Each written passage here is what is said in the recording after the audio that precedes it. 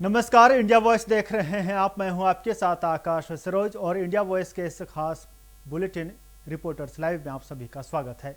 संसद मार्च के दौरान हुई हिंसा का मामला अब राजनीतिक और कानूनी दोनों ही मोर्चों पर सुर्खियों में बना हुआ है। दिल्ली पुलिस इस पूरे घटनाक्रम की जांच में जुटी हुई है। पुलिस की टीमें सीसीटीवी फुटेज, वीडियो रिकॉर्डिंग और अन्य तकनीकी साक्ष्यों के जरिए घटना में शामिल लोगों की पहचान करने में लगी हुई है। पुलिस का कहना है कि कानून व्यवस्था को प्रभावित करने वालों और कानून हाथ में लेने वालों के खिलाफ सख्त कार्रवाई की जाएगी। फिलहाल मामले की जांच जारी है और जैसे जैसे जांच आगे बढ़ेगी कई अहम जानकारियां सामने आने की उम्मीद है। पूरी खबर बता रहे हैं दिल्ली से सहयोगी अरविंद कुमार। दिल्ली में संसद के मानसून सत्र के पहले दिन संसद मार्च के दौरान हुए हंगामे के बाद अब दिल्ली पुलिस एक्शन मोड में नजर आ रही है। पुलिस ने प्रदर्शन के दौरान हुए हिंसा, सरकारी संपत्तियों की नुकसान पहुंचाने वाले पुलिसकर्मियों पर हमला करने के आरोप में जांच की प्रक्रिया जो है वो तेज कर दी है। आपको बताते चले कि इस पूरी घटना कल यानी सोमवार के दिन संसद मार्च के दौरान हुआ था। संसद मार्च के दौरान हिरासत में लिए गए प्रदर्शनकारियों को लेकर दिल्ली पुलिस की तरफ से बड़ा बयान भी सामने आया है। पुलिस का कहना है कि हिरासत में लिए गए प्रदर्शनकारियों की पहचान की जांच की जा रही है। यह स्पष्ट किया गया कि वे किस छात्र संगठन से जुड़े हैं या नहीं, इसकी पुष्टि जांच के बाद ही होगी। पुलिस के मुताबिक प्रदर्शन के दौरान कुछ लोगों ने सुरक्षा बलों पर पथराव किए, जिसके बाद स्थिति को नियंत्रित करने के लिए पुलिस बल का प्रयोग करना पड़ा। लाठीचार्ज के साथ साथ आंसू गैस के गोले भी छोड़ने पड़े ताकि प्रदर्शनकारियों की भीड़ तितिर-बितिर हो सके। प्रदर्शन के दौरान झड़प, पुलिस वाहनों की नुकसान पहुंचाने और सार्वजनिक संपत्तियों की क्षति पहुंचाने के आरोप में एफआईआर भी दर्ज की गई है और इसकी प्रक्रिया अभी भी जारी है। संसद मार्च के दौरान पटेल चौक, संसद मार्ग, कॉन्स्टिट्यूशन क्लब, संसद के आसपास इलाके से 100 से अधिक प्रदर्शनकारियों को पुलिस ने हिरासत में लिया है। उन्हें अलग अलग पुलिस थाने और अस्थायी डिटेंशन सेंटरों में रखा गया है। पुलिस अब सीसीटीवी फुटेज, वीडियो रिकॉर्डिंग और सोशल मीडिया पर वायरल हो रही वीडियो की बारीकी से जांच कर रही है। प्रदर्शन के दौरान 200 से अधिक पुलिसकर्मी घायल हुए हैं, जिनका इलाज दिल्ली के विभिन्न अस्पतालों में चल रहा है। पुलिस कार्रवाई के दौरान 60 से 70 प्रदर्शनकारियों को भी चोट आई है। दिल्ली पुलिस का कहना है कि जो भी व्यक्ति पुलिसकर्मियों पर हमला करने और सरकारी वाहनों को नुकसान पहुंचाने और सार्वजनिक संपत्तियों को नष्ट पहुंचाने की कोशिश में पाए जाते हैं, उनके खिलाफ सख्त कानूनी कार्रवाई की जाएगी। तकनीकी और फील्ड जांच के जरिए आरोप की पहचान की जा रही है और जांच के आधार पर आगे की भी कार्रवाई और गिरफ्तारियां भी हो सकती है। गौरतलब है कि मानसून सत्र के पहले दिन हजारों की संख्या में प्रदर्शनकारी संसद मार्च करने पहुंचे थे, जबकि इस इलाके में धारा 163 के तहत प्रतिबंधित क्षेत्र है। पुलिस द्वारा जो आदेश जारी किया गया था वह आदेश को भी प्रदर्शनकारी नहीं माने थे। इसके बावजूद भी प्रदर्शनकारी संसद मार्ग, जंतर मंतर के आसपास इलाके में गए बहुमंजिली बैरिकेडिंग को हटाने और की कोशिश उनकी तरफ से की गई थी, जिसके बाद सुरक्षा बलों और प्रदर्शनकारियों के बीच टकराव भी हुए। फिलहाल पूरे मामले की जांच पुलिस प्रशासन द्वारा कही जा रही है। पुलिस की तरफ से जो आरोप लगाए जा रहे हैं, जिसमें प्रदर्शनकारियों को हिदायत दी जा रही है कि किसी भी तरह की कोई घटना का अंजाम वो न दे। हालांकि पुलिस जो प्रदर्शनकारी हैं उनके तरफ से कहा जा रहा है कि पुलिस जो छात्र आए थे अपने हक की आवाज़ उठाने के लिए, उनके ऊपर पुलिस ने ज़बरदस्ती कार्रवाई की है। उनके ऊपर पुलिस द्वारा ही लाठीचार्ज पहले किया गया था, पत्थरबाजी की गई थी। अब ऐसे में देखने वाली बात होगी कि जांच के बाद क्या कुछ प्रक्रिया सामने निकलता है। सरकार, छात्र और पुलिस के बीच हुए इस मुठभेड़ को लेकर किस तरह से सरकार की तरफ से काम किया जा रहा है, या सरकार प्रदर्शनकारी और पुलिस के बीच हुए इस तरह की घटना को सुलभ कराने की कोशिश उनके तरफ से की जाएगी। इंडिया वॉइस के लिए दिल्ली से अरविंद कुमार। उत्तर प्रदेश के मुख्यमंत्री योगी आदित्यनाथ की अध्यक्षता में हुई कैबिनेट की बैठक में कई अहम प्रस्तावों पर मुहर लगी है। बैठक में कुल 16 प्रस्तावों को मंजूरी दी गई, जिसमें सबसे बड़ा फैसला एक्सप्रेसवे परियोजनाओं को लेकर लिया गया।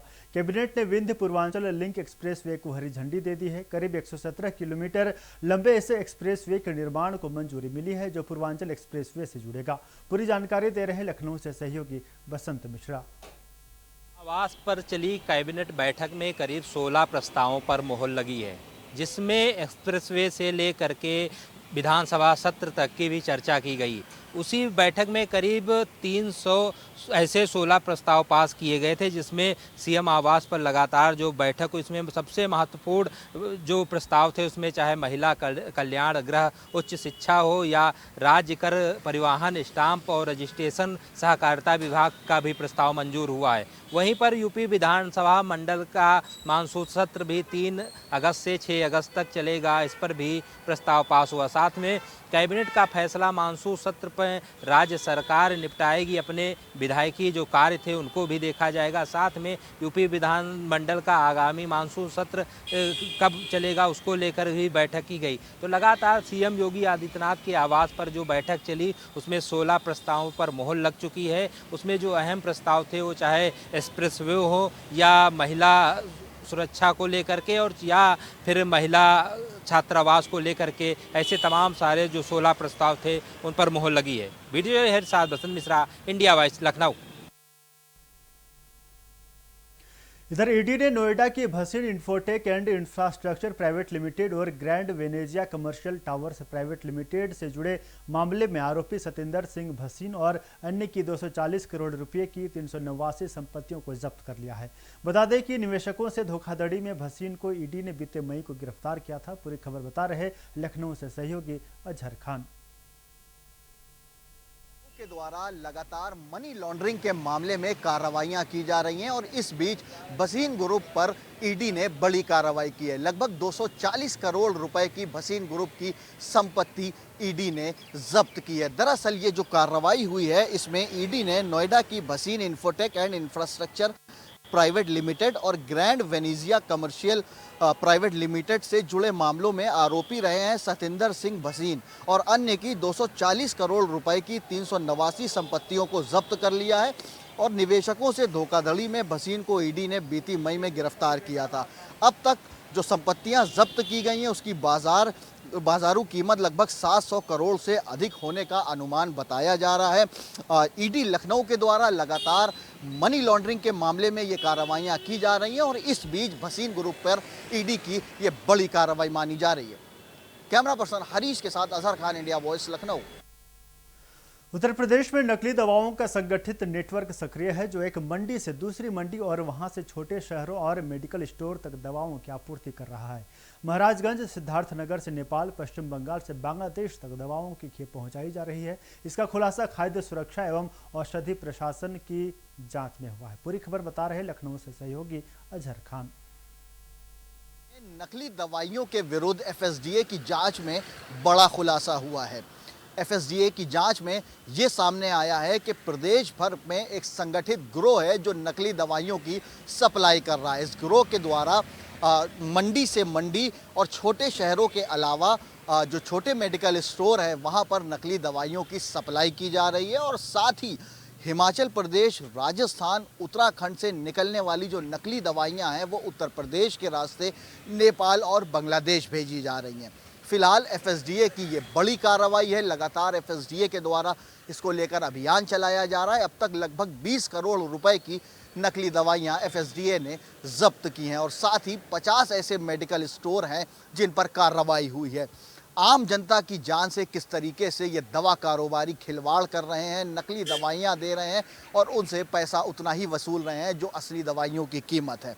हालांकि एफएसडीए के द्वारा लगातार इसको लेकर अभियान चलाया जा रहा है जिसमें ये बड़ी कार्रवाई हुई है और एक बड़े संगठित गिरोह का खुलासा हुआ है। कैमरा पर्सन हरीश के साथ अजहर खान, इंडिया वॉइस, लखनऊ। इधर रूस में काम करने गए 4000 भारतीय मजदूरों ने वेतन न मिलने पर आंदोलन कर दिया है। इधर कुशीनगर के 2 कामगारों ने भारत सरकार से मदद मांगी है। तुर्कपट्टी के दिनेश चौरसिया और रहसू के राजेश गोंड ने वीडियो साझा कर सरकार से मदद मांगी है। पूरी खबर बता रहे कुशीनगर से सहयोगी अनुराग तिवारी।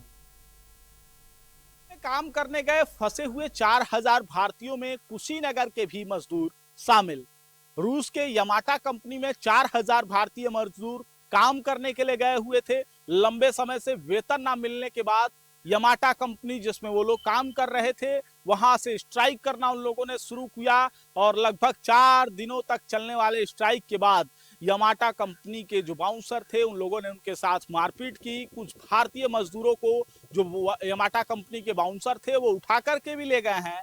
और अब पूरे मामले को लेकर के कुशीनगर के भी फंसे हुए मजदूरों ने भारत सरकार से मदद की गुहार लगाई है। बताया जा रहा है कि ये 4000 मजदूर जो है भारत से रूस के यमाटा कंपनी में काम करने के लिए गए हुए थे। लंबे समय से जो है इन्हें वेतन नहीं दिया जा रहा था, जिसको लेकर के उन लोगों के साथ खाने पीने की संकट आती है और जिसके बाद वो लोग स्ट्राइक करते हैं और स्ट्राइक के बाद जो है ये पूरी घटना सामने आती है। फिलहाल अब देखना होगा कि फंसे हुए 4000 भारतीय मजदूरों को आने वाले दिनों में किस तरीके की मदद भारत सरकार से मिल पाती है। अनुराग तिवारी, इंडिया वॉइस, कुशीनगर। उत्तर प्रदेश में हो रही बारिश से होने वाली जनहानि, पशु हानि और आर्थिक हानि का मुख्यमंत्री योगी आदित्यनाथ ने संज्ञान लिया है। मुख्यमंत्री ने सभी वरिष्ठ अधिकारियों को फील्ड पर निकलकर प्रभावित परिवारों की हर संभव सहायता उपलब्ध कराने के निर्देश दिए हैं। साथ ही अतिवर्षा, आकाशीय बिजली से हुई जनहानि, पशु हानि और आर्थिक हानि का आकलन कर 24 घंटे में मुआवजा देने का निर्देश दिया है। पूरी जानकारी दे रहे लखनऊ से सहयोगी अजहर खान। उत्तर प्रदेश में आकाशीय बिजली और भारी बारिश के चलते जो लोगों का नुकसान हुआ है, इस पूरे मामले में मुख्यमंत्री योगी आदित्यनाथ ने संज्ञान लिया है और अधिकारियों को वहां पर पहुंचने के निर्देश दिए हैं। और साथ ही जो प्रभावित परिवार हैं उनको जल्द ही जो सहायता राशि है वो पहुंचाने के निर्देश दिए हैं और राहत बचाव कार्य करने के निर्देश मुख्यमंत्री योगी आदित्यनाथ ने दिए हैं। दरअसल उत्तर प्रदेश की अगर बात की जाए तो इन दिनों उत्तर प्रदेश में मानसून पूरी तरीके से सक्रिय है। उत्तर प्रदेश के अधिकांश जिले जो हैं वो बारिश की चपेट में हैं। लगातार बारिश जो है वो हो रही है और ऐसे में आकाशीय बिजली और बारिश के चलते कई लोगों की मौत भी हुई, कई पशुओं की मौत हुई। इस पूरे मामले का संज्ञान मुख्यमंत्री योगी आदित्यनाथ ने लिया है और जिला प्रशासन के अधिकारियों को यह निर्देश दिए हैं कि मौके पर पहुंचें और जिनका जो भी नुकसान हुआ है उनको मुआवजा दें और राहत बचाव कार्य जो है वो भी किया जाए। कैमरा पर्सन हरीश के साथ अजहर खान, इंडिया वॉइस, लखनऊ। दिल्ली के जंतर मंतर में छात्रों पर हुए लाठीचार्ज मामले में प्रयागराज जिला कचहरी के वकीलों ने समर्थन किया है। वकीलों ने केंद्र सरकार और केंद्रीय शिक्षा मंत्री धर्मेंद्र प्रधान के खिलाफ नारेबाजी की और सड़क पर टायर जलाकर पूरी तरीके से विरोध किया। पूरी जानकारी दे रहे प्रयागराज से सहयोगी शोएब रिजवी। मंत्र पर छात्रों पर हुई लाठीचार्ज को लेकर के अब सियासत भी गर्म हो गई है। प्रयागराज में जो वकील हैं उन्होंने छात्रों के समर्थन में जोरदार प्रदर्शन किया। बाकायदा केंद्र सरकार और जो शिक्षा मंत्री हैं उनके खिलाफ नारेबाजी की, सांकेतिक रूप से टायर जला करके अपना विरोध प्रदर्शन किया। उनका कहना है कि जिस तरह से बर्बरतापूर्वक छात्रों पर लाठीचार्ज की गई वो कहीं से भी उचित नहीं है और इसका विरोध किया जाएगा। उन्होंने छात्रों की जो मांग है उसका भी समर्थन किया। तो कह सकते हैं कि अब जो जंतर मंतर पर हुए प्रदर्शन और उसके बाद जो लाठीचार्ज हुई थी उसको लेकर के तमाम तरह की प्रतिक्रिया आने लगी है। वकीलों ने भी इसका विरोध किया और इस तरह की जो कार्रवाई है उस पर अपनी आपत्ति जताई। तो कह सकते हैं कि छात्रों को लगातार अब समर्थन भी मिल रहा है। दिल्ली में जिस तरह से छात्रों ने प्रदर्शन किया था उसके बाद कल जिस तरह से उस पर लाठीचार्ज की गई थी उसको लेकर के अब लोगों में नाराज़गी उभर रही है और वकीलों ने कहीं ना कहीं जो प्रयागराज की कचहरी के वकील हैं उन्होंने इसी के समर्थन में बाकायदा प्रदर्शन किया, सरकार के खिलाफ और शिक्षा मंत्री के खिलाफ नारेबाजी की और छात्रों को पूरा समर्थन देने की बात कही। Shoaib Rizvi, India Voice, Prayagraj. सावन का महीना नजदीक आते ही पीलीभीत पुलिस की ओर से सड़कों पर फ्लैग मार्च किया जा रहा है ताकि कांवड़ियों को कोई दिक्कत ना हो। मंदिरों में जाकर पूरी सुरक्षा व्यवस्था की जा रही है। सीसीटीवी कैमरे लगाए जा रहे हैं। साथ ही जिस मार्ग से कांवड़िया गुजरेंगे उस मार्ग को पूरी तरीके से चिन्हित कर दिया गया है और पूरी तरह से पुलिस अलर्ट मोड पर नजर आ रही है। नज़दीक आता चला जा रहा है, वहीं पीलीभीत पुलिस के द्वारा लगातार कांवड़ियों के लिए पूरी तैयारियां की जा रही हैं। क्योंकि आपको बताते चलें कि जो चौकी और थाने पीलीभीत के उनमें समीक्षा बैठक कर ली गई है, जहां हर जगह जाकर के पुलिस ने जो बैठक कर ली, क्योंकि कांवड़ियों के लिए पूरी तरह से व्यवस्था दुरुस्त कर ली जा रही है। क्योंकि जगह जगह पर जाकर एडिशनल एसपी के द्वारा पूरी तैयारियां कर ली गई। अगर बात करें मंडी की, मंडी में ठहरने, पानी व्यवस्था और टॉयलेट की व्यवस्था जो है पूरी तरह से तैयारियां कर ली गई। खुद जाकर के एडिशनल एसपी ने जिसका मंडी में जाकर के निरीक्षण किया, जिसके बाद में लगातार जो सड़कें हैं वहां पर आवागमन के लिए भी कांवड़ियों के लिए पूरी व्यवस्था, जल व्यवस्था की तैयारी की जा रही है। आप देख सकते हैं कि फ़ोटो और वीडियो में लगातार पुलिस फ्लैग मार्च कर रही है। क्योंकि सावन का माह नज़दीक आने वाला है, जिसको लेकर के पुलिस के द्वारा पूरी तरह से तैयारियां और अच्छी तरह से व्यवस्था दुरुस्त कर ली गई है।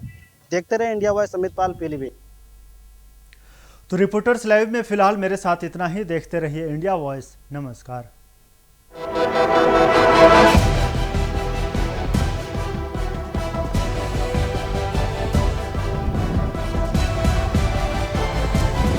इंडिया वॉइस, आपकी सोच, आपकी आवाज।